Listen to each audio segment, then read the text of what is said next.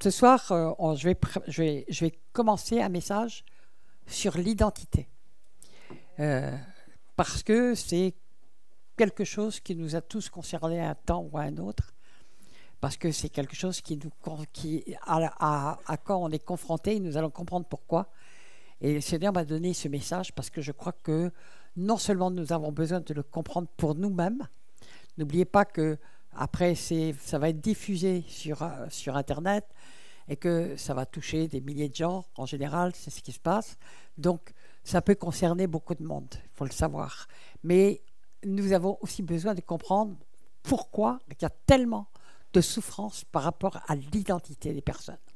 Pourquoi tant de gens sont en problème d'identité. Et même dans l'Église, les gens ne sont pas du tout guéris instantanément. Très souvent, ils arrivent avec un énorme problème d'identité dans l'Église et ils ont besoin ils mettent beaucoup de temps pour savoir qui ils sont en Christ. Et moi, ça a été mon cas.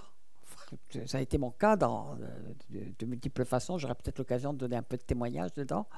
Mais en tout cas, quand je suis arrivé au Seigneur, j'étais quelqu'un de broyé. Et donc, je me haïssais. Je me sentais de rien valoir du tout. Je ne comprenais même pas comment je pouvais être aimé. Je n'avais jamais prononcé le nom de papa, vous voyez. Donc, j'avais vraiment un méga problème d'identité. D'arriver à accepter que j'avais un père qui était dans le ciel et qui m'aimait comme un père, comme aucun père terrestre ne sait le faire. Il m'a fallu des années pour comprendre qui j'étais en Christ. Et pourtant, même en étant dans le ministère, j'avais encore des tas de problèmes à régler par rapport à mon identité. Ça ne se fait pas du jour au lendemain. On a vraiment besoin de cheminer, et puis on apprend de plus en plus. Et très curieusement, ça va, plus on meurt à nous-mêmes, plus on sait qui on est en Christ. Amen. D'ailleurs, Paul disait, ce n'est plus moi qui vis, c'est Christ qui vit en moi. Il n'avait plus aucun problème d'identité. D'accord ? Alors, je vais partir d'une chose que j'en reparlerai plus tard, tellement c'est important. Mais j'ai compris quelque chose justement en écoutant l'enseignement de Philippe Dehoux quand il est venu la dernière fois. Je n'avais pas eu le temps de tout écouter. Puis en le réécoutant, je dis, mais j'ai une clé parce que j'avais demandé au Seigneur, mais pourquoi ça ? Pourquoi qu'est-ce qui se passe avec Babel ? Pourquoi ils ont dit, faisons-nous un nom ? Mais ils avaient un nom. Il n'était pas né sans nom. Tout le monde, dès qu'il naît, on lui donne un nom. Nous verrons qui donne un nom. Mais pourquoi avait-il besoin de se faire un nom ? Donc, alors, ils n'ont pas de nom ? Ben si, ils en ont un. Alors, je voudrais rappeler quelque chose que j'ai appris il y a quelques années. C'est qu'il n'y a aucun prénom dans la Bible. Il n'y a que des noms. Et les noms se font toujours, c'est fils d'eux, fils d'eux, fils d'eux, fils d'eux. Vous voyez ? Ou bien alors, c'est le nom, l'identité est faite par rapport à quelque chose de géographique. Élie, le Tishbite. Personne ne sait d'où il sort, mais il vient d'une ville qui s'appelle Tishbi, que je crois que personne n'a jamais retrouvé sur la carte. Bon. Mais en tout cas, son identité, c'était Élie, le Tishbite. Judas Iscariote. On ne sait pas, il n'y a pas fils de, fils de, fils de, mais Iscariote, c'était une banlieue de Jérusalem. Donc, c'est comme ça parce que des Judas, il y en avait des quantités, d'accord ? Donc, on le situait par rapport à quelque chose de géographique. Et on verra que la plupart des identités sont faites de la même façon. Mais ça peut être fait de briques et de broc absolument extraordinaire parce que le problème de l'homme, c'est qu'il n'a pas. Il se sent avec un vide au point de vue identitaire sans Dieu. Sans Dieu, il y a un grand vide. Il y a un grand vide. Et on va comprendre pourquoi. D'accord ? On voit beaucoup de noms aussi dans la Bible qui ont un sens prophétique. Pas que pour le peuple de Dieu. C'est comme si, et c'est ce qui nous est dit dans le psaume 139, 16, « Quand je n'étais qu'une masse informe, tes yeux me voyaient. » Ça s'adresse à chacun de nous, d'accord ? Et sur ton livre étaient tous inscrits les jours qui m'étaient destinés avant qu'aucun d'eux existât. Et puis, c'est lui qui nous a fait dans le sein de notre mère, etc., qui nous a tissés, etc. Donc, le Seigneur savait très bien qui il a fait, quelles seraient ses caractéristiques, quelles seraient ses forces, ses faiblesses. Donc, chaque âme est absolument unique. Donc, le Seigneur permet que les parents aient souvent des noms prophétiques, même pour les enfants, même en dehors du peuple élu. D'accord ? Moi, mes parents m'ont appelé Michel. Michel, c'est plutôt, ça vient de Michael, hein, on est bien d'accord. C'est plutôt un ange guerrier. Ma mère ne savait pas avant que je naisse que je serais une guerrière. Vous voyez ce que je veux dire? Mais je l'ai été. Et donc, il y a beaucoup de prénoms qui sont, même quand ils ont été donnés par des parents non chrétiens, mais regardez, quand les parents attendent leurs enfants, des enfants, ou même une maman seule, avec quel soin elle va choisir le prénom, etc. Et puis après, ce prénom va être attaché à la personne toute sa vie. Et je ne sais pas s'ils le font maintenant, mais même, parce que maintenant tout déraille, mais pendant très longtemps, on pouvait changer de nom, mais on ne pouvait pas changer de prénom. C'était impossible de changer un prénom sur l'état civil. On pouvait changer de nom, pas de prénom. On pouvait changer de prénom s'il y avait une adoption. Ça pouvait être possible. Vous voyez ? D'accord. OK. Alors, donc on peut avoir des prénoms qui sont prophétiques, qui sont comme pratiquement tous les prénoms de la Bible ont un caractère tous les prénoms, les noms de la Bible ont un caractère prophétique. D'accord ? Pourtant, l'homme sans Dieu, donc il a un nom, il est né, il va avoir tout de suite un nom, un prénom maintenant qui est donné par les parents. Pourtant, quelqu'un qui est né, il n'a pas d'identité. Et il va essayer de se forger une identité. Et sans Dieu, il va essayer de se forger une identité par des tas de biais qu'on va voir. Et cette identité, en fait, elle est fausse, parce que c'est une identité fabriquée, mais c'est une identité parce que l'homme cherche son identité par tous les moyens tant qu'il n'a pas trouvé Dieu. Quand il trouve Dieu, il va changer d'identité. Il va devenir une créature nouvelle et petit à petit, il va commencer à comprendre qui il est en Dieu, dans le Seigneur. Il va comprendre pourquoi il a été créé. Il va comprendre pour quelles œuvres Dieu l'a préparé, puisqu'il fait. Nous devons rentrer dans les œuvres que Dieu a préparées d'avance pour nous, parce qu'il connaît exactement tous les jours qui nous étaient destinés. Il sait quel diplôme on va passer, il sait quelle chose on va rater, il sait quelle compétence on aura. C'est lui qui nous a fait. Amen. Il est notre créateur, donc il est notre papa. Amen. Alléluia. Alors, je vais le citer. On voit tout de suite Paul, il avait trouvé une identité, son identité, lui. Alors, quand il parle, on le voit, on le sent. Éphésiens 3,14. À cause de cela, je fléchis les genoux devant le Père, duquel tire son nom toute famille, dans les cieux et sous la terre. C'est-à-dire que tout ce qui est créé, d'une manière quelconque, est rattaché à Dieu. Ben oui, il est le créateur de tout. D'accord ? Afin qu'il vous donne, selon la richesse de sa gloire, d'être puissamment fortifié par son esprit dans l'homme intérieur, en sorte que Christ habite dans vos cœurs par la foi. C'est une richesse folle. On pourrait parler pendant des heures rien que sur ce passage. Bon. En Dieu, on a la sécurité de savoir d'où on vient, où on va, avec qui on marche.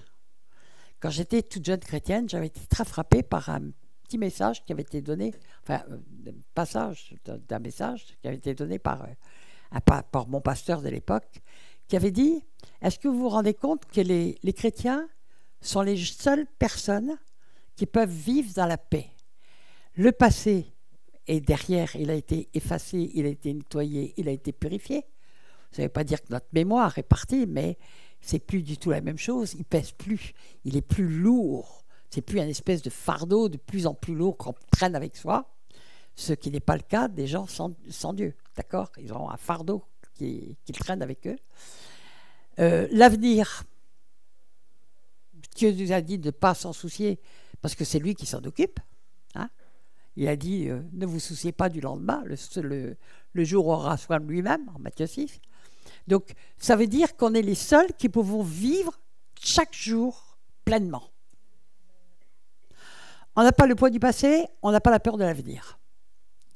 Si on est des chrétiens vraiment ancrés dans le Seigneur. Si on a peur de l'avenir, il faut nous remettre en question en disant, il y a quelque chose qui ne va pas dans ma conversion et dans ma connexion avec le Seigneur. Je ne le connais pas bien. Je dis ça parce que tout ça est écrit, d'accord? Si Jésus a dit, comme tout à l'heure on l'a chanté, Sarah l'a chanté, tu nous donnes la paix, venez à moi, je vous donnerai le repos pour votre âme, vous qui êtes chargés, fatigués. Si on vient au Seigneur, on peut lui transmettre tout fardeau. C'est très très difficile d'apprendre à transmettre ses fardeaux au Seigneur. En général, on le dépose là, et puis on court le reprendre 2 minutes après, à la moindre petite inquiétude, etc. On doit apprendre à faire confiance complètement à Dieu. Mais c'est notre marche avec le Seigneur, ça. C'est notre marche, d'accord?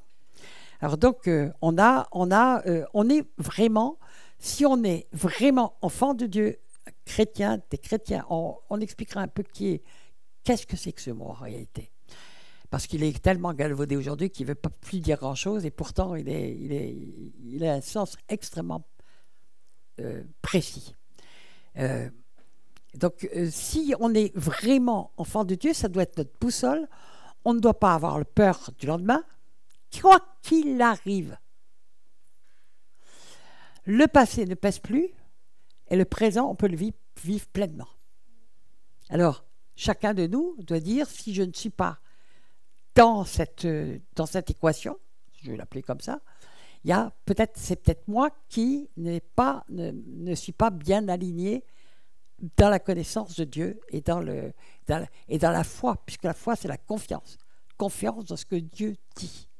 S'il l'a dit, c'est que c'est la vérité. Si on ne marche pas dedans, c'est pas de la faute de Dieu, c'est la nôtre. C'est nous qui avons quelque chose à faire. Ok ? Alors, nous avons donc... Jésus, homme, avait une identité terrestre. Ce qui est extrêmement intéressant, parce que ça a été quelque chose que j'ai découvert un petit peu en préparant ce message. On voit les identités de Jésus dans Luc 3 et dans Matthieu 3, oui. Et on dit fils de, fils de, fils de, fils de. Il y a 77 générations dans Luc, 62 générations, je ne vais pas rentrer dedans parce qu'il y a des raisons extrêmement précises, mais 62 générations dans le truc, c'est que c'est pas la même, ça passe pas par les mêmes lignées, mais il y en a une qui est par la lignée de Joseph, l'autre qui est de la lignée spirituelle via Marie, etc. Bon, mais tout se termine par fils d'Adam, fils de Dieu. On est tous fils d'Adam, et si on est fils d'Adam, on est tous fils de Dieu. Mais le problème, c'est que sans Dieu, on n'est pas fils de Dieu. Ça s'arrête à Adam. Et on est fils d'Adam d'après la chute. Pas d'avant la chute. D'accord ? Parce qu'en Genèse 4, il est écrit qu'Adam fit son fils à son image, non plus à l'image de Dieu. Et souvent on le dit, oui, tu as été fait à l'image de Dieu. Non, après, tous les hommes ont été faits à l'image d'Adam. À son image et selon son truc. Donc on est à l'image d'Adam pécheur, c'est pour ça qu'on est pécheur et qu'on est privé de la gloire de Dieu. Tout simplement parce qu'on est né à l'image d'Adam. Mais Jésus, il était fils de Dieu, donc il était à l'image de l'Adam d'avant la chute. Et nous, quand nous naissons de nouveau, eh bien, nous devons être rattachés au premier Adam, qui est aussi le dernier Adam, qui est Jésus, hein, et nous allons être rattachés ainsi à Dieu. Et nous devenons, ce qui est écrit en Jean 1, nous devenons fils de Dieu. Nous pouvons être appelés fils de Dieu. Amen. Alléluia. Donc, le problème de l'homme sans Dieu, c'est qu'il est à l'image d'Adam d'après la chute, et il est privé de Dieu, il est privé de la gloire de Dieu, et donc il lui manque une dimension terrible, il a un grand vide en lui. Certains évangélistes ont dit il a un grand vide en forme de Dieu. Ben oui, il a un grand vide en forme de Dieu, d'accord? Et c'est pour ça qu'il a une absence d'identité profonde, en réalité. Alors, Jean 1, je vais le citer, mais à tous ceux qui l'ont reçu, en Jean 1, 12, mais à tous ceux qui l'ont reçu. Et là, on nous parle de la lumière qui est Christ. Il est la lumière qui est venue dans le monde. La lumière, c'est Dieu, Dieu est lumière, mais la portion de lumière qui est venue dans le monde, qu'on pouvait supporter, c'est Christ. Puisque, tout simplement, si on s'approche de Dieu, on ne peut pas vivre. L'homme ne peut pas s'approcher de Dieu et vivre. Parce que la lumière nous tuerait immédiatement. Mais Jésus, il y a eu la portion de lumière qui est venue dans le monde et que l'homme pouvait supporter de voir. Amen. Donc, ceux qui l'ont reçu, elle a donné à ceux qui croient en son nom, et on va reparler de ce nom aussi, qui n'est pas du tout sans importance. Et là aussi, je vais peut-être en parler tout de suite parce que le Seigneur m'a encore travaillé avec ça. Elle a donné le pouvoir de devenir enfants de Dieu, lesquels sont nés non du sang, donc on est détaché de la filiation charnelle pour entrer dans une filiation spirituelle, ni de la volonté de la chair, ni de la volonté de l'homme, mais de Dieu. Donc notre filiation ne devient plus charnelle, elle devient spirituelle. Et nous sommes directement rattachés au Père par Jésus. Amen. Alléluia. Et nous avons une nouvelle identité, la plus extraordinaire qui soit. On est enfant de Dieu. C'est tout. On a changé de royaume et mais on met du temps quelquefois à comprendre ça. D'accord? Alors, je vais parler, puisque je l'ai là, à ceux qui croient en son nom. Bon. Comment connaît-on Jésus? Je vais dire Jésus pour l'instant, mais je vais revenir à Yeshua. Yeshua, qu'est-ce que ça veut dire? Dieu sauve. Dieu sauve. C'est pas un nom, ça. C'est une action. C'est une action de Dieu. Le nom de Yeshua, c'est une action de Dieu. C'est un aspect de la volonté de Dieu, de la volonté du Seigneur. Il est venu sous forme humaine pour nous sauver. Point final. Il s'est dépouillé de sa stature divine et il est venu pour nous sauver. Donc c'est son action, c'est son but, son objectif, c'était de sauver. D'accord? Donc Jésus, Yeshua, c'est l'objectif de Dieu. Dieu sauve. Quand vous prenez Ésaïe 7, on vous dit qu'il va s'appeler Emmanuel.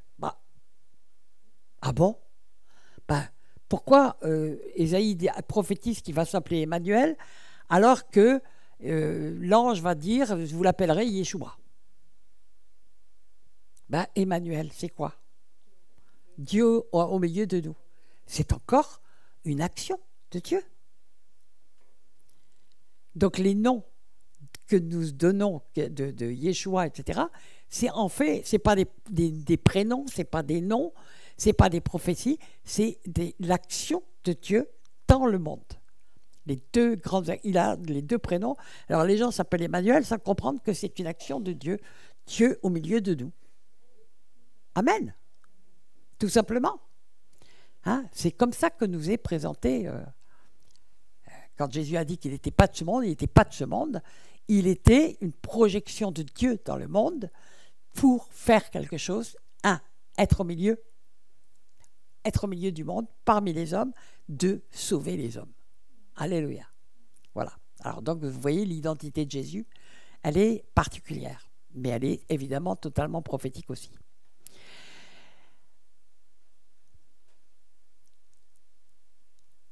Je reviens à ce que Jean dit. Elle a donné le pouvoir de devenir enfant de Dieu, et donc lesquels sont nés ni du sang, ni de la volonté de la chair, ni de la volonté de l'homme. Oui, comment ils ne sont pas nés de la volonté de l'homme? Non, le premier enfant qui naît est quelquefois de la volonté des hommes, et encore, ce n'est pas eux qui donnent la vie, c'est Dieu qui donne la vie. Hein. Bon, je ne vais pas vous faire un cours sur la pilule, parce que j'en ai fait un livre entier, mais mais que personne ne veut lire parce que ça dérange. Et sur la pilule, alors il y en a un peu plus qui veulent, sur l'avortement, il y en a un peu plus qui veulent le lire. Mais le Seigneur m'a révélé des choses un petit peu terribles là-dessus. Donc, ceux qui sont devenus enfants de Dieu ont retrouvé leur véritable Père. Ils n'ont plus besoin d'autre identité, en réalité. L'identité d'enfant de Dieu, c'est une identité la plus merveilleuse qui soit. Moi, j'ai fait quelquefois la blague, enfin, si je peux dire la blague, mais notamment, je me souviens, un jour, j'étais en Afrique, au Congo, et puis je dis, mais ça m'est arrivé souvent, mais là, c'était particulièrement fort. Pendant un quart d'heure, celui qui présentait dit « Oui, voilà, Michel Daftier de la Vigerie, comtesse, baronne, machin, qui s'est fiancé à un prince, qui a fait ceci. » Un quart d'heure comme ça. Et je l'écoutais, et puis une fois qu'il a tout fini, j'ai dit « Maintenant, je me présente, Michel, fille de Dieu. » Tout le reste, c'était de la boue. Moi, j'ai mis du temps à comprendre, mais aujourd'hui, j'ai compris, même si Dieu se sert des identités qu'il m'a données, sociales, c'est vraiment de la boue par rapport à être enfant de Dieu. C'est de la boue. Ça n'a aucune importance. C'est fugitif. C'est un instant de poussière dans l'éternité, comme nous dit la parole. Toute notre vie n'est qu'une poussière. Tout ça n'est que de la poussière. La poussière, mais enfant de Dieu. Enfant de Dieu. C'est pour l'éternité qu'on est enfant de Dieu. Amen. Amen. Et puis qu'on peut devenir des fils de Dieu en mûrissant. Et puis après, on peut même devenir des pères. Le Seigneur, si on laisse Dieu ne se servir de nous, on va grandir, on va mûrir et Dieu va pouvoir nous utiliser pleinement. Alléluia. Il peut nous utiliser pleinement dès le départ d'ailleurs. Hein. Moi, quand on a envie de servir le Seigneur, moi je dis, et je répète que servir Dieu, c'est pas se mettre un titre, je suis pasteur, ou je suis bishop, archibishop.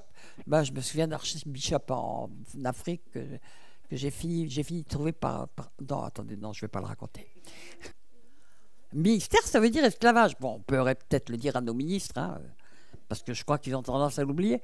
Mais dans le corps de Christ, on ne devrait pas oublier que le ministère, c'est être esclave du Seigneur, point final. Et être, comme l'a dit Jésus, celui qui veut être le plus grand, qu'il soit le serviteur de tous. Point final.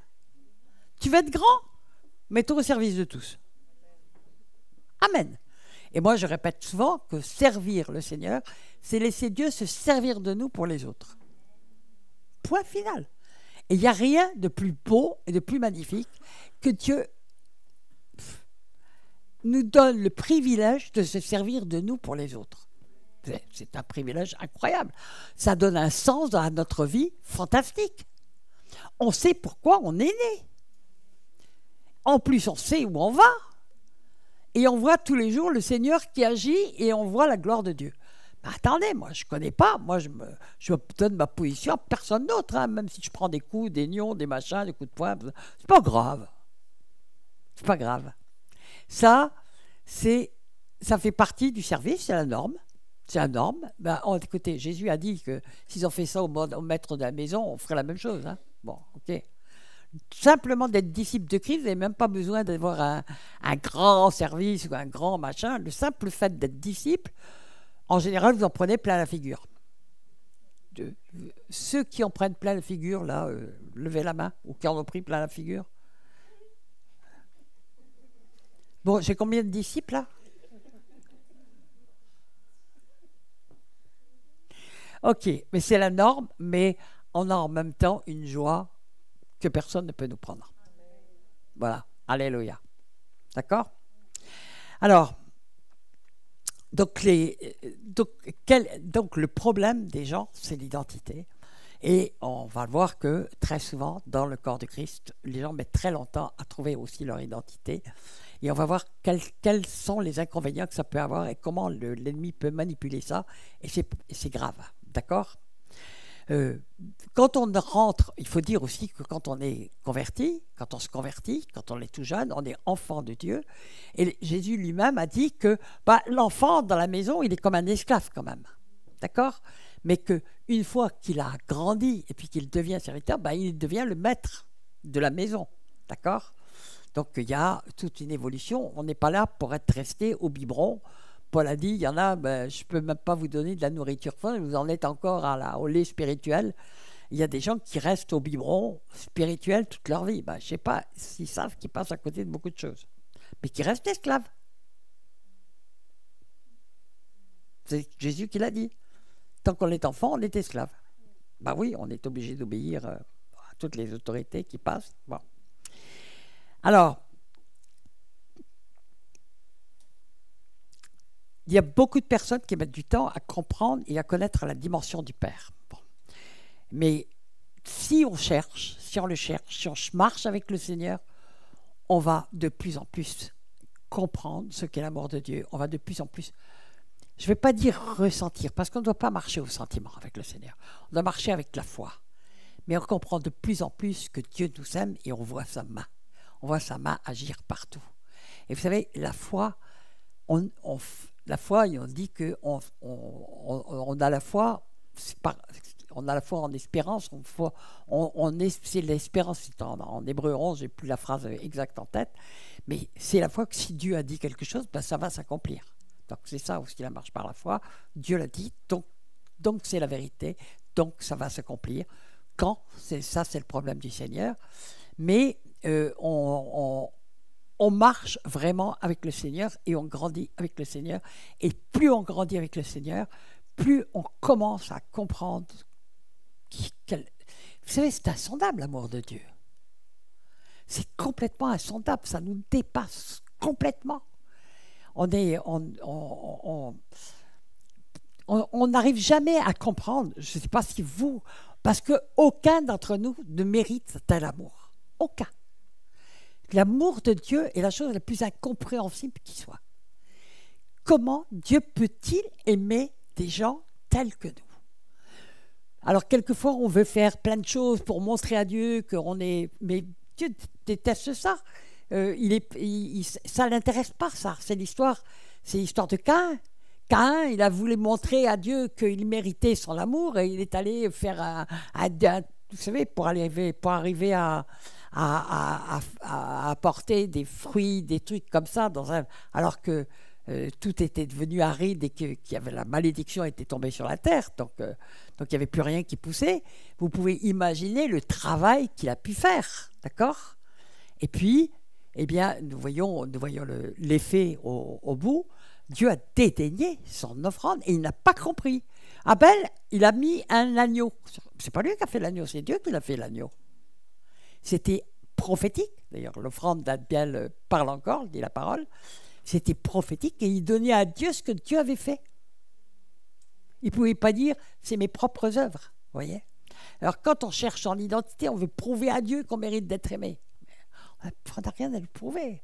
On n'a pas à mériter d'être aimé parce que de toute façon, notre prix, il a été évalué par Dieu à un prix incroyable.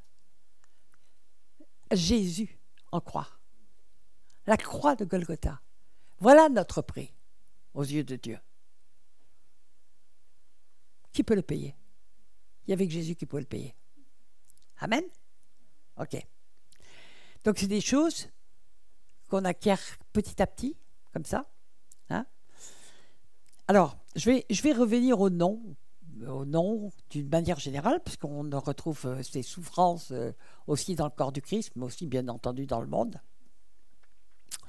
Bon, j'ai dit qu'il y avait des noms dans la Bible parce qu'ils n'étaient pas trop nombreux. Dans le peuple de Dieu, ils y arrivaient encore avec les fils d'eux. Donc, ils s'en sortaient. Mais aujourd'hui, on a été obligé de donner des prénoms parce que maintenant qu'on est 8 milliards sur Terre, c'est ça? Ouais.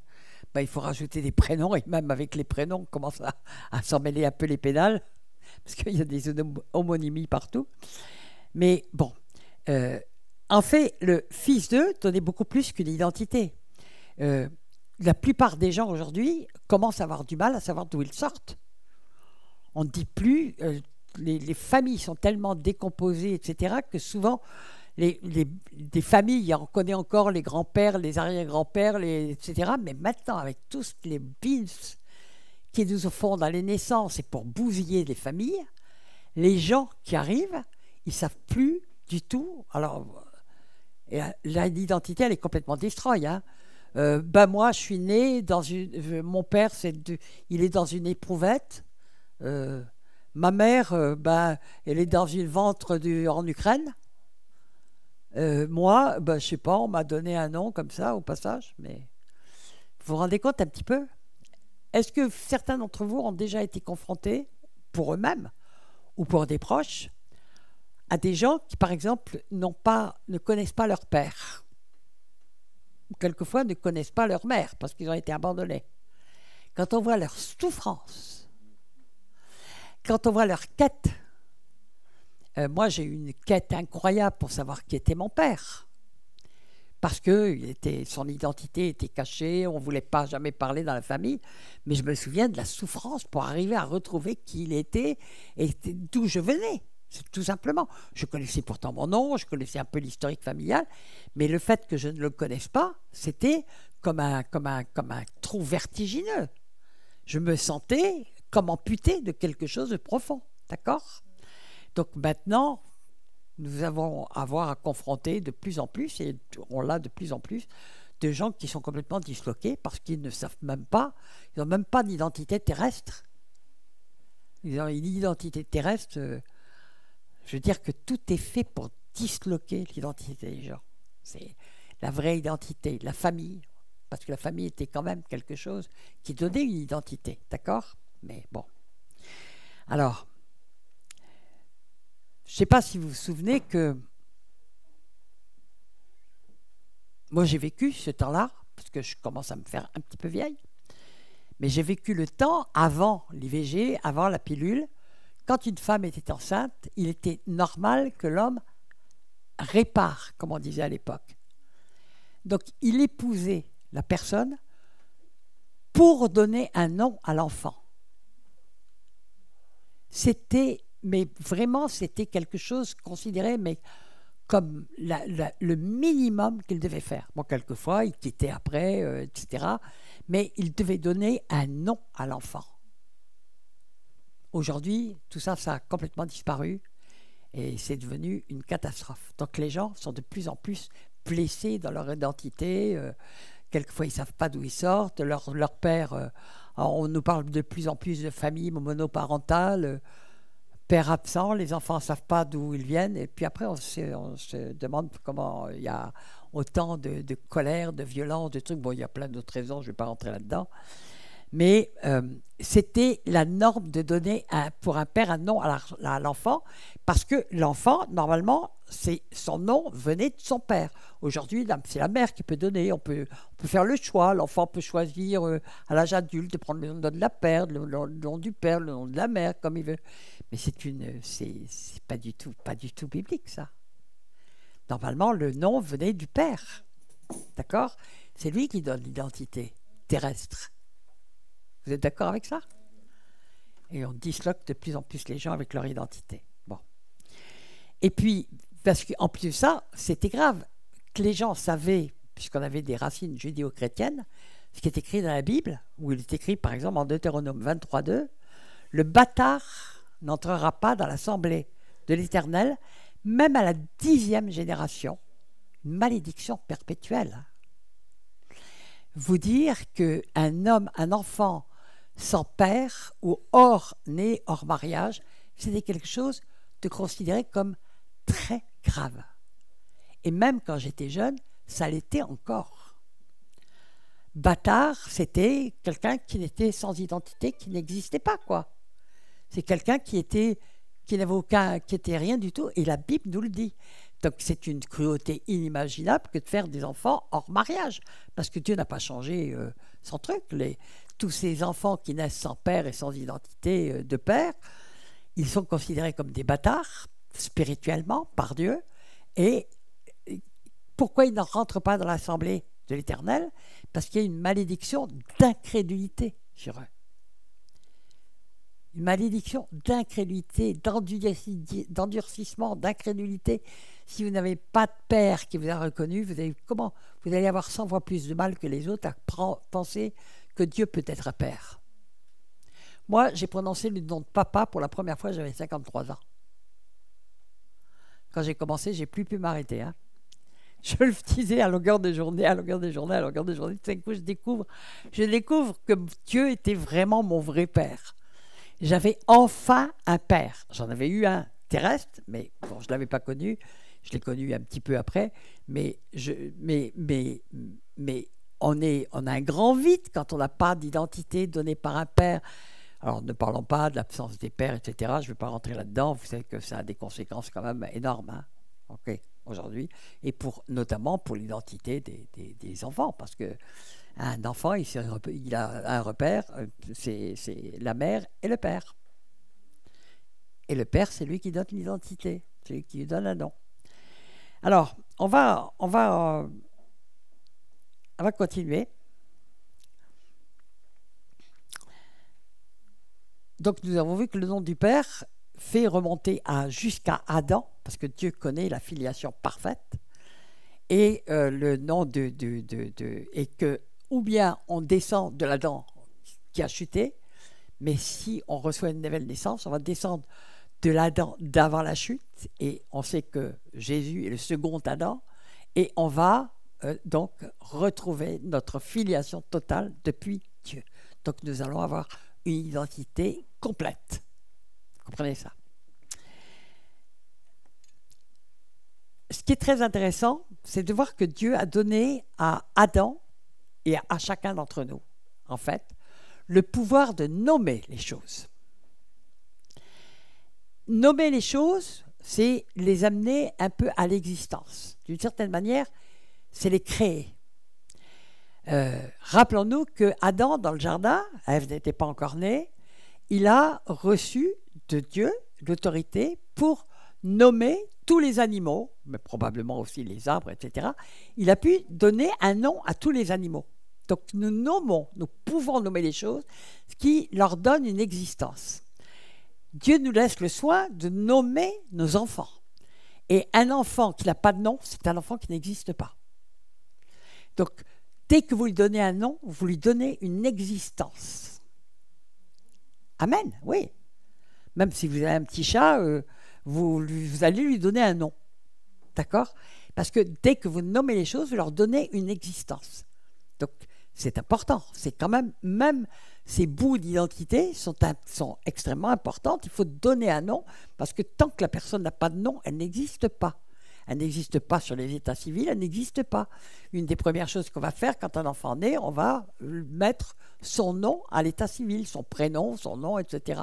On va lui conférer une existence. Il est dans le monde. Amen.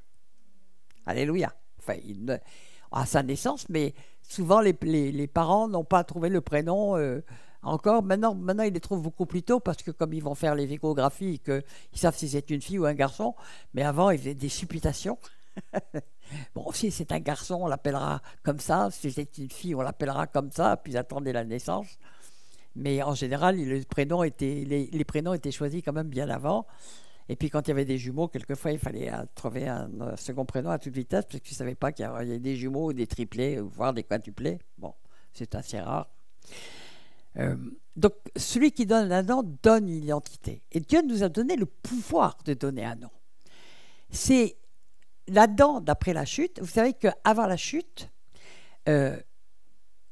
Adam n'a pas besoin d'une identité. Il est fils de Dieu, tout simplement. Donc, on l'appelle Ish, l'homme. Il est l'homme. Et puis, quand la femme est créée, elle s'appelle Isha. C'est la femme qui a été tirée de l'homme. Et après la chute, il va donner un nom. Il va s'appeler Adam et il va donner un nom à sa femme. Il va l'appeler Ève. Et il dit, je l'appellerai Ève parce qu'elle est la mère de tous les vivants. Amen. Donc c'est lui qui lui donne un nom.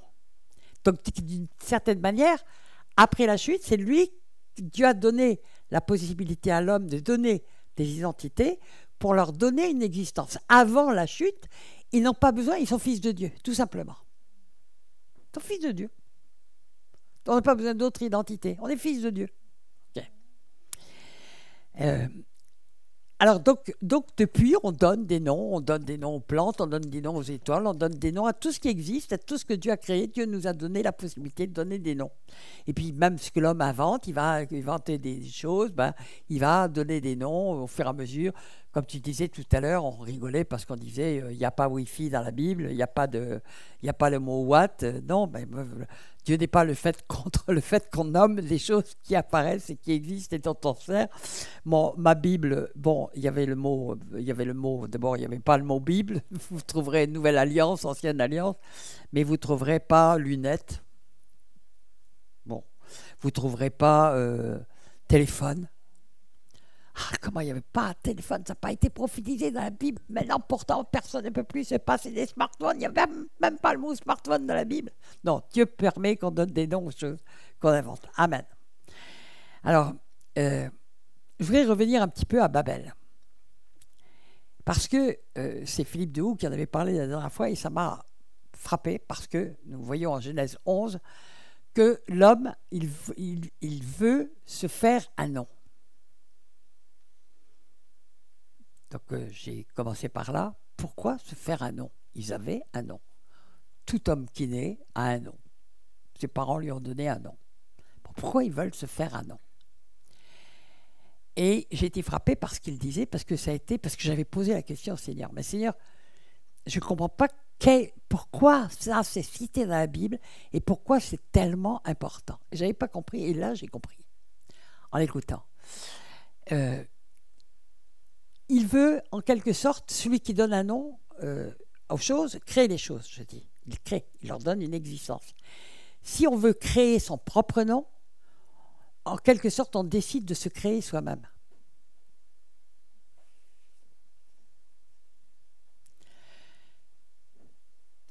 C'est bien ça, non? Ouais, mes parents m'ont donné un nom, mais moi, je veux me faire mon propre nom, je vais me créer moi-même.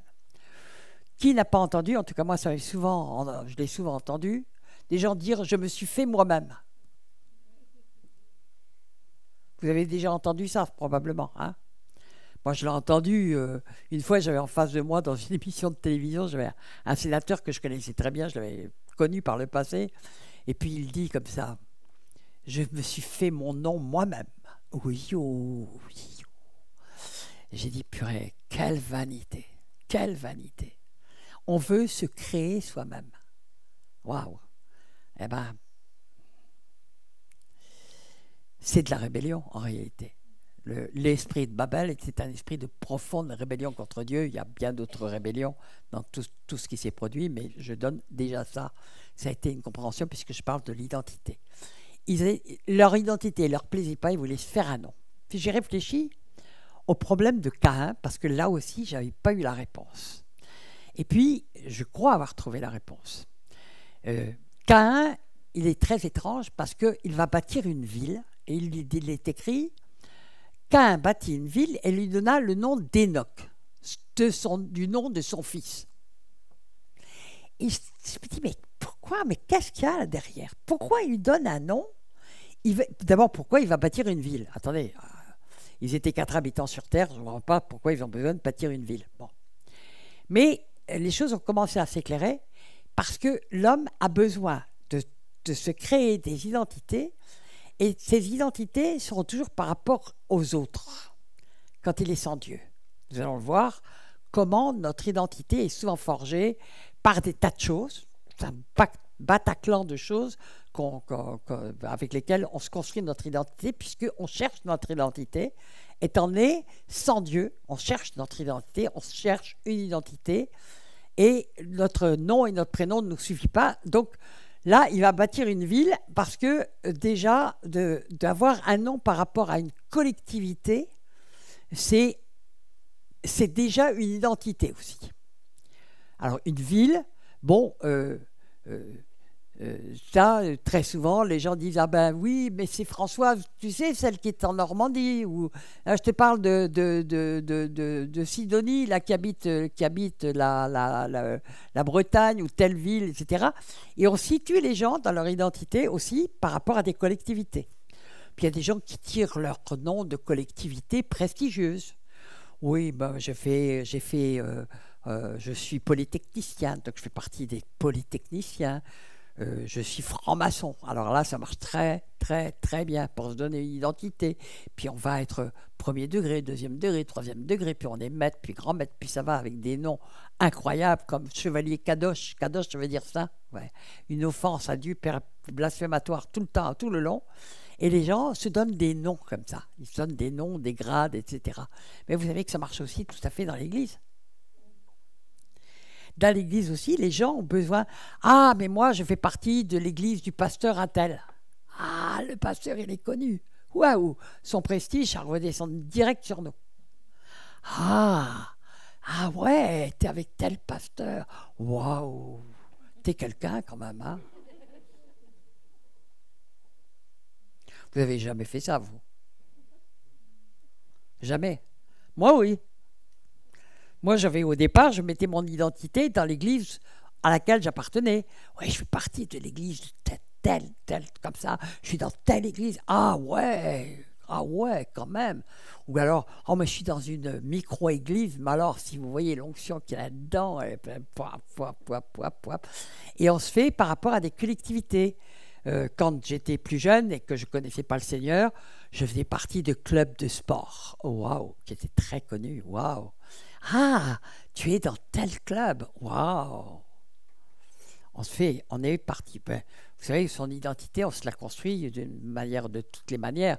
On peut être, par exemple, il y a des gens qui ont fait un exploit une fois dans leur vie. Par exemple, ils ont gagné le concours de pêche de Pétaouchnok. Et toute leur vie, ils auront été le premier au concours de pêche de Pétaouchnok. Et ça, c'est leur titre de gloire et c'est leur identité. Moi, j'ai connu des gens qui avaient fait la guerre et toute leur identité, c'était le peu de temps qu'ils avaient passé à la guerre, quelquefois très peu de temps. Je parle de personnes que j'ai connues. Mais ils avaient parti de telle armée, ils avaient fait telle chose, ils avaient fait la guerre d'Algérie, ils avaient fait la guerre d'Indochine, ils avaient fait un truc. Et toute leur identité était là-dedans. C'était les anciens d'Ado, les anciens d'Algérie, les anciens de ceci, les anciens de cela. Et puis même j'ai assisté un petit peu à ça, 40 ans ou 50 ans plus tard ou 60 ans plus tard, il y a encore les enfants qui me viennent pour représenter ceux qui sont morts. Et ben on va au monument aux morts pour célébrer, on est un ancien combattant, et là on a une identité quand même. Hein. Puis alors on est ancien d'école un tel, on est ancien de tel, puis on vient de tel village et on vient de tel truc. Mais c'est incroyable tout ce qu'on fait pour se forger une identité. Mais il y a aussi tellement... Il y a beaucoup de gens, et là je vais être amené à parler de l'idolâtrie, il y a beaucoup de gens, parce qu'on va comprendre ce que c'est qu'une idolâtrie, parce que souvent on dit une idole, ah oui c'est une statue, Marie, etc. Si vous saviez le nombre d'idoles qu'il y a, et qu'il y a dans nos églises aussi, c'est assez impressionnant. Mais beaucoup de gens, quand ils cherchent une identité, ils vont par exemple aller dans un restaurant à 3 tables d'une personne connue. Tu sais, ben, j'ai dîné en même temps, j'étais à 3 tables de telle personne, et à vie, il raconte ça. Ouais. Oui, moi, j'ai serré la main à De Gaulle quand j'étais jeune. Waouh, tout de suite, je vous parle de ce qui m'est arrivé quand même. Donc, on se fait des identités avec ça parce qu'on sent qu'on existe grâce à des choses qui sont reconnaissables et qui vous font respecter, reconnaître. Vous êtes quelqu'un.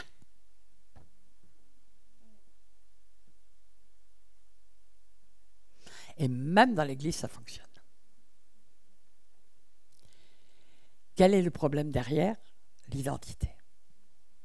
On a besoin de se faire une identité.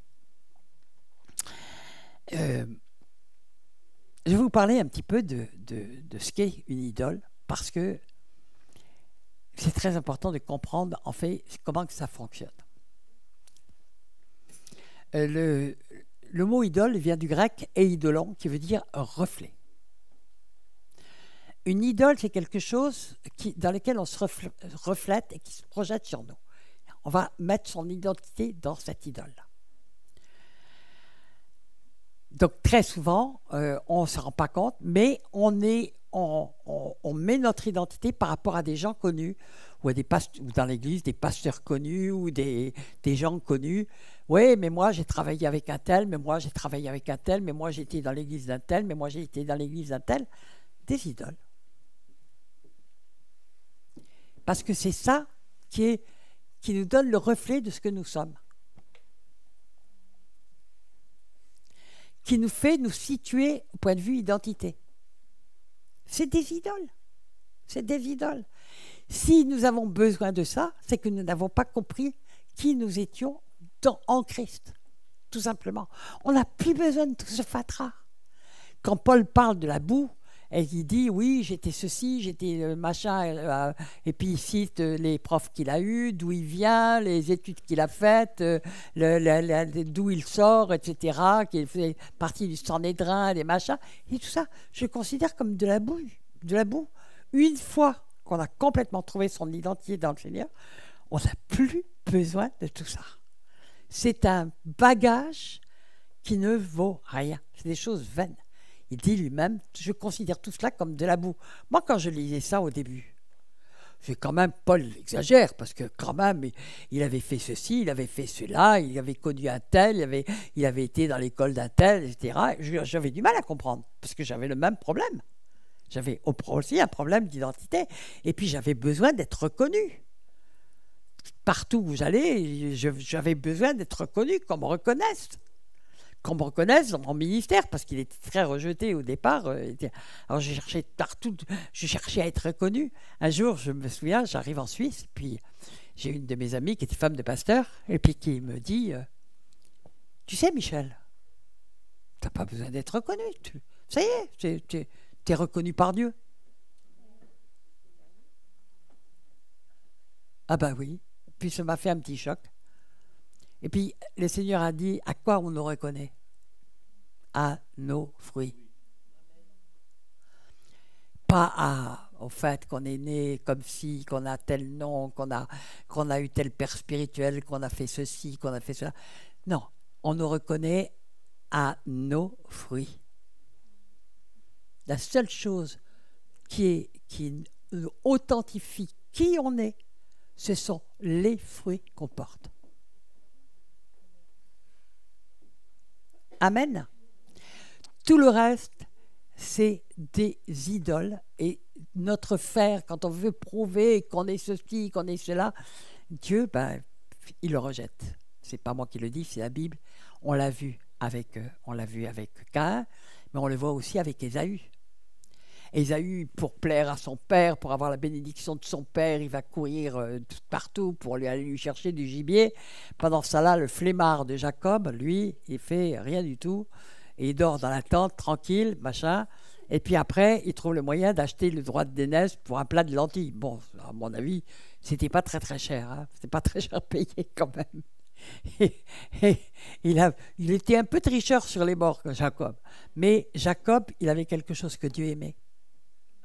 Il savait le véritable prix de la bénédiction du Père et de la bénédiction d'un Père et de la bénédiction de Dieu. Et Dieu aimait le cœur de Jacob. Et il est écrit, il haït Ésaü. Waouh! Et Ésaü, pas plus que Caïn, n'a jamais compris pourquoi Dieu le haïssait. Parce qu'il croyait tout le temps qu'il devait prouver à Dieu qu'il méritait d'être aimé. On n'a rien à prouver à Dieu. Hein? Rien, c'est lui qui nous a fait. Tout ce qu'on fait de bien, qui a du fruit, c'est lui qui le fait pour nous. C'est écrit en Ésaïe 24 ou 25. Seigneur, tu mets en nous la paix parce que tout ce que nous faisons, c'est toi qui l'accomplis pour nous. Si on fait les œuvres que Dieu a préparées d'avance, c'est lui qui les fait pour nous. On est juste des instruments dans ses mains. Et notre identité, c'est nos fruits. C'est la seule chose qui comptera devant le Seigneur. Quand on se présentera devant lui, il dira, d'ailleurs on le voit dans la parabole des talents, moi je t'ai donné tel don, qu'est-ce que tu en as fait? Tu l'as enterré? Tu veux, allez, rejeté. Mais toi, tu as fait fructifier ce que je t'avais donné? Tu tu t'en es servi, tu as pu le distribuer, puisque tous les dons que Dieu nous donne, c'est écrit en 1 Corinthiens 12, c'est toujours pour les autres. C'est jamais pour nous. Si on le prend pour notre propre gloire, zéro. Rejeté par Dieu. Mais tous les dons que Dieu nous donne, naturels ou spirituels, c'est toujours pour les autres. Toujours pour les autres. Sarah, je suis sûre que tu as plus de joie à amener les gens de l'adoration qu'à être connue au piano pour ce que tu fais. Ben voilà. Voilà. Elle a sa mission d'amener les gens dans l'adoration. Fervé, je ne sais pas où il est parti. Il est camouflé, vous avez pu, c'est un merveilleux musicien. Mais quand il se met à jouer, il y a l'onction qui coule. Il amène la vie.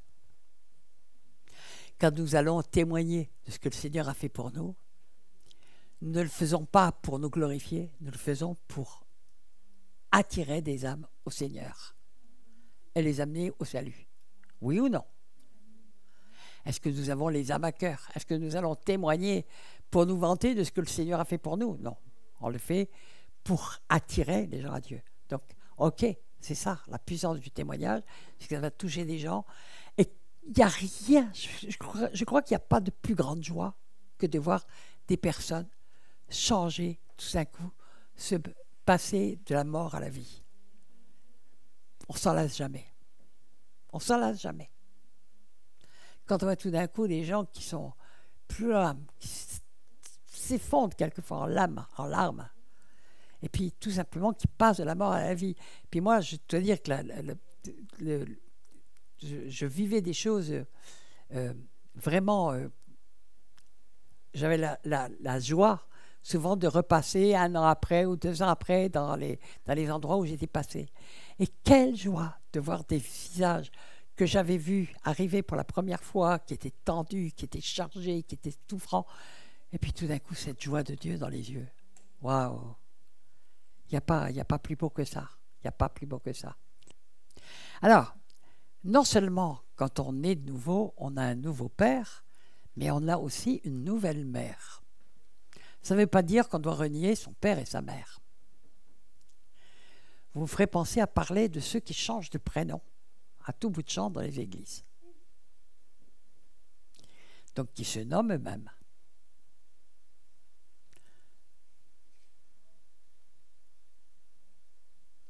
Est-ce que vous savez que vous avez une mère si vous êtes enfant de Dieu? Non, rassurez-vous, je ne vais pas vous parler de Marie.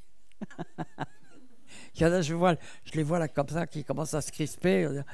Qu'est-ce qu'elle va nous sortir, Michel? Mais l'apôtre Paul dit, Galates 4, 26, mais la Jérusalem d'en haut, puisqu'il y a la Jérusalem d'en bas, mais il y a la Jérusalem d'en haut. Tout ce qui est visible vient de l'invisible. Celle d'en bas, c'est encore Jacob, hein, c'est pas encore Israël. Et Israël, enfin, elle s'appelle Israël, mais c'est encore Jacob. Jacques Collant a fait de très bons enseignements là-dessus, pas revenir, et ça m'a beaucoup appris. Mais la Jérusalem d'en haut, c'est le royaume de Dieu. Hein, Jérusalem, c'est la maison de la paix. Elle est libre, c'est notre mère. Donc j'ai une bonne nouvelle pour vous. Si vous êtes enfant de Dieu, vous avez un papa qui s'appelle Père Céleste. Il n'a pas de nom, parce que vous ne pouvez pas le nommer. Vous pouvez pas, il est indéfini, il est infini, vous ne pouvez pas le réduire à un prénom et à un nom, et encore moins au nom Trinité, un petit triangle là. Bon, ok. Au cas où vous ne le sauriez pas, je suis un petit peu contre ce machin-là. Mais on n'a pas à nommer Dieu parce que son nom est trop grand, et il a dit qu'on ne peut pas le nommer. Moi, il a dit, je suis le Dieu simplement, il se situe par rapport aux gens qui l'ont connu. Je suis le Dieu d'Abraham, d'Isaac, de Jacob. Je suis le Dieu de Michel. Je suis le Dieu de Daniela. Je suis le Dieu de Philippe. Je suis le Dieu de Sarah. Dieu n'a pas changé. Mais donc, il se situe par rapport aux hommes qui l'ont connu. Mais on ne peut pas le nommer. Parce que le nommer serait lui donner un nom restrictif, alors qu'il est beaucoup trop grand pour avoir un nom terrestre, tout simplement. Mais Jésus, en se faisant homme, a accepté un nom terrestre qui en plus était une action de Dieu. Ok? Amen. Alors, donc nous avons une nouvelle identité, nous avons un nouveau papa et une nouvelle maman, qui est la Jérusalem terrestre, c'est notre mère, c'est elle qui nous engendre, on est engendrés d'en haut, et donc et nous sommes ambassadeurs de Christ, ça veut dire que nous sommes devenus des ambassadeurs du Seigneur. Sur terre. Nous sommes toujours sur terre, mais nous ne sommes pas de la terre. Jésus l'a dit en Jean 17, ils sont dans le monde, mais ils ne sont pas du monde.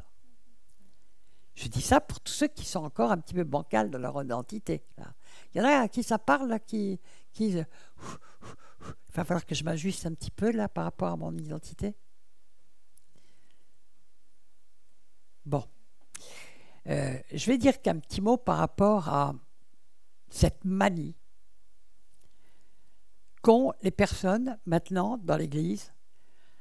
Alors, c'est très très compliqué pour ceux qui organisent des séminaires parce que je dois avoir facilement 15 Esther, 25 Déborah, 32 Ruth, et puis, bon. Et tout le monde veut s'appeler comme ça, mais est-ce que vous savez qu'à moins vraiment, parce qu'il y a des cas où le Seigneur nous fait changer nos prénoms, parce qu'il y a des prénoms de malédiction, quelquefois qui sont donnés par les parents. D'abord, je vais parler parce qu'on voit que Jésus a transformé le prénom de Simon en Pierre. Il faut comprendre peut-être pourquoi.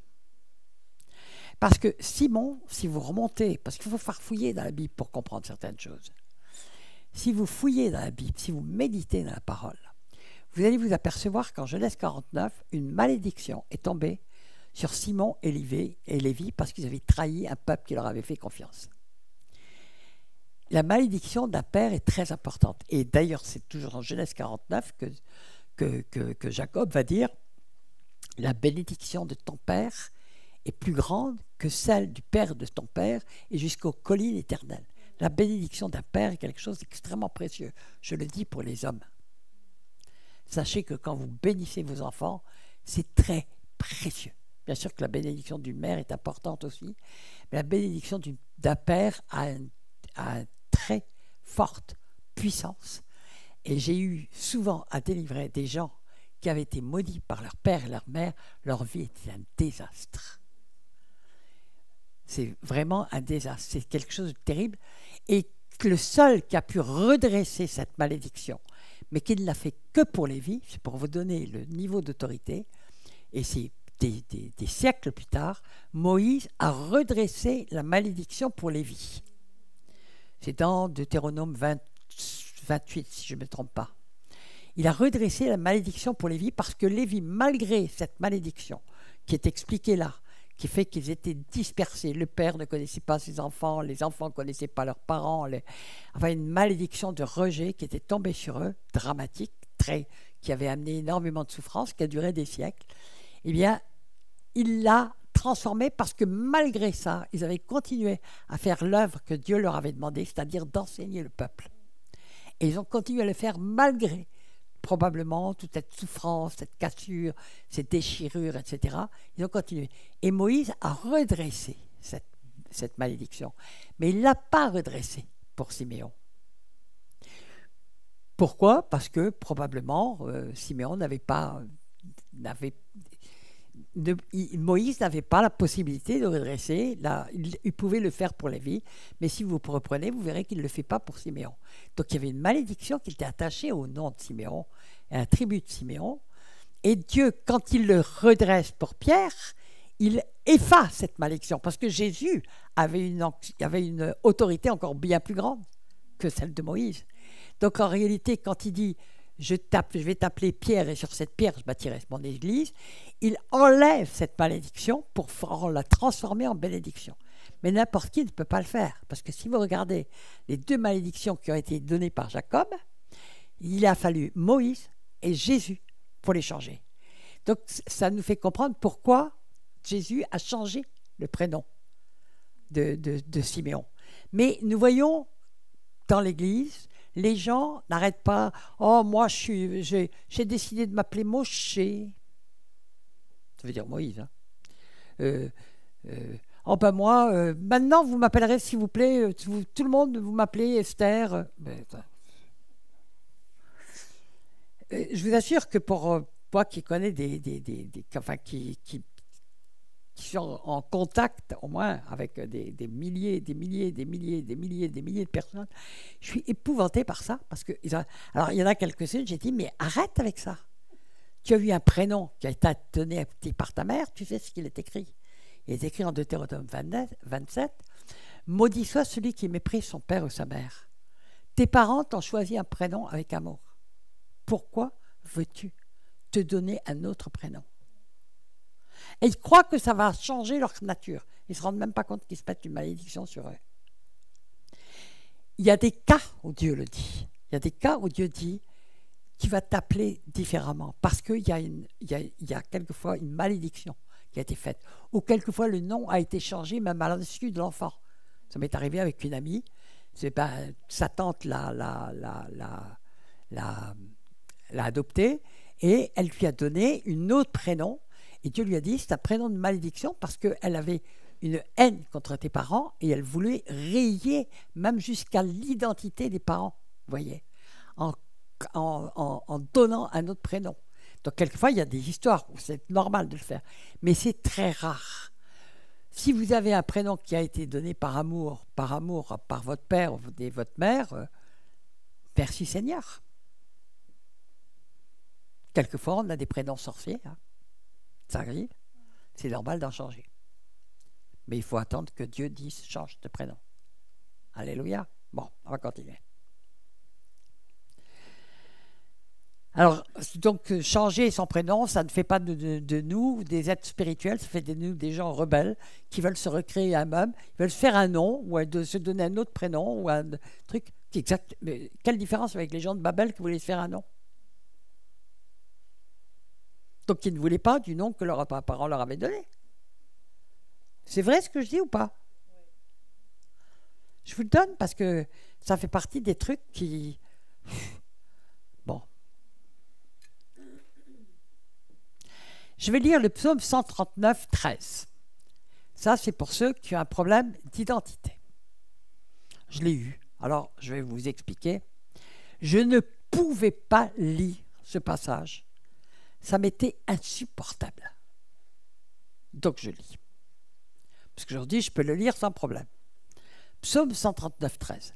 C'est toi qui as formé mes reins, qui m'as tissé dans le sein de ma mère. Je te loue de ce que je suis une créature si merveilleuse. Là, quand je lisais ça, je m'étranglais. Seigneur, tu ne peux pas avoir écrit ça pour moi. Parce que j'avais une image de moi-même qui était complètement tordue. Et souvent, il y a encore des chrétiens qui ont une image d'eux-mêmes qui est complètement fausse parce qu'ils n'acceptent pas l'identité que Dieu a pour eux et que Dieu voit, vous savez, dans le temps, dans l'espace, etc. Et en fait, il nous voit pas du tout comme nous sommes, il nous voit comme il veut que nous devenions. Comment il veut que nous devenions? Qu'est-ce que veut dire le mot chrétien? Qui a été complètement galvaudé. Ça veut dire petit Christ. Petit Christ. Et il est écrit aussi en Éphésiens 4 que Dieu veut nous amener à la stature parfaite de Jésus-Christ. Autant dire qu'il a du boulot avec chacun d'entre nous. D'accord? Mais Dieu nous voit déjà par avance comme des petits Christ, des gens à l'image de son Fils. Et il va tout faire, il va nous broyer, il va nous meuler, il va faire des trucs. Bon, si on refuse la correction du Seigneur, évidemment, on va avoir du mal à rentrer dans la dimension que le Seigneur nous veut pour nous, mais il n'arrête jamais. Moi, souvent, je lui dis, quand j'ai passé assez d'épreuves comme ça, je lui dis, Seigneur, arrête, je suis parfaite. Bon, et puis il m'envoie un SMS par retour du courrier, et puis dans lequel il est marqué, pas pour moi. Bon, ok, Seigneur, d'accord. Mais le but du Seigneur est de nous voir, et il nous voit déjà comme ça. Il nous voit déjà comme ça. La seule chose qui est importante pour nous, c'est de vouloir le devenir. Comme on ne peut pas nous transformer nous-mêmes, Il n'y a que Dieu qui peut le faire. Et il va le faire à travers des épreuves. Il va le faire en nous meulant. Il va le faire en nous broyant. Donc si vous n'avez pas part, c'est l'hébreu, la lettre aux Hébreux qui le dit, si vous n'avez pas part à la correction auquel tous ont droit, c'est que vous êtes des bâtards et pas des fils. Moi, les gens qui me disent tout le temps tout va bien grâce au Seigneur, ben, je dis d'accord, ok, c'est parfait, mais est-ce que tu es vraiment un fils de Dieu? Parce que si tu es vraiment un fils, bon, vous n'êtes pas obligé de raconter votre vie à tout le monde et tous vos malheurs à tout le monde, mais je veux dire que, bon, s'il vous plaît, levez la main, tous ceux qui auront passé par des broiements effrayants, des épreuves cassées, qui ont perdu souvent tous leurs amis, qui ont été éjectés de leurs églises, qui ont été... bon, il y en a à qui c'est pas arrivé? Parce que je vais vous proposer de venir vous convertir. Hein. C'est tout. Donc notre identité, elle est dans Dieu. Il veut qu'on soit fils de Dieu. Il veut qu'on soit enfant de Dieu. Amen. Alors, moi, maintenant, je peux le dire parce que si je suis une créature merveilleuse, c'est parce que c'est Dieu qui m'a fait et qu'il m'a bien fait. Dieu a fait les hommes droits, mais ils ont fait beaucoup de détours, dit la parole. C'est-à-dire ils ont choisi de devenir tordus. Et bien, le Seigneur, il a beaucoup de mal à nous détordre. Puis, c'est le potier. Donc, quelquefois, il est obligé de briser tout le vase pour le refaire. C'est écrit aussi. Alors, eh ben, ça fait mal, d'accord? Mais en tout cas, il a un plan pour chacun de nous. Il sait ce que... Il nous voit à la manière dont nous allons devenir en passant par les mains du potier. Est-ce qu'il y en a ici qui ont encore des problèmes avec leur identité? Vous avez le droit de le dire. Hein? Ah oui, alors on va poser la question autrement. Qui n'a aucun problème avec son identité?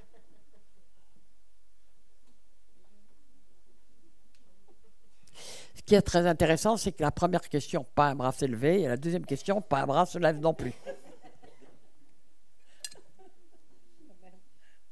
Alléluia. Ah oui. Je vais parler d'un autre grand problème qui est vraiment empêche de marcher avec le Seigneur, qui est lié aussi avec l'identité.